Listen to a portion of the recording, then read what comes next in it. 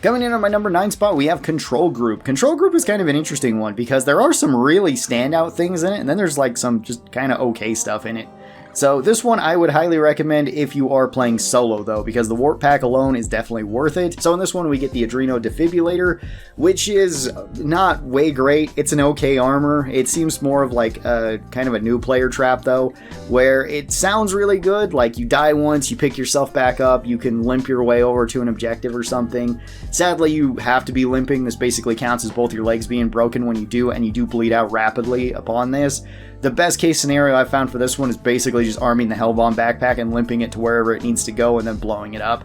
Outside of that, I found that the armor is kind of it's sort of okay. There was a bug, and I think it might still be a bug that's going on currently. If you jump inside of a mech after you resurrect yourself, you do get to stay alive the entire time that you're inside the mech. Also in page 1, we have the Variable. Variable is a really good weapon right now. I think it's arguably one of the best weapons in Helldivers, which is pretty cool. This one is the Volley Gun. It can be a machine gun, it can be a shotgun, or it can be a fire everything out of it and potentially kill big stuff, or potentially fling yourself, which is kind of cool. It probably has one of the highest skill ceilings out of any of the weapons in Helldivers because it's just so versatile about all the things that it can do. And as like an assault rifle, it's pretty solid. Like 85 damage, light armor pen, and holding about 50 rounds in it is good. Same thing goes if you want to turn to a shotgun.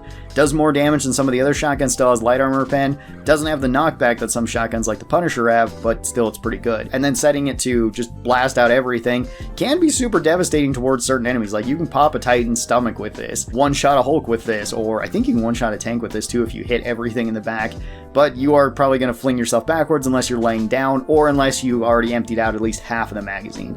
If you empty out half the magazine and then switch it to the all volley fire, then it won't knock you down, so that's kind of cool.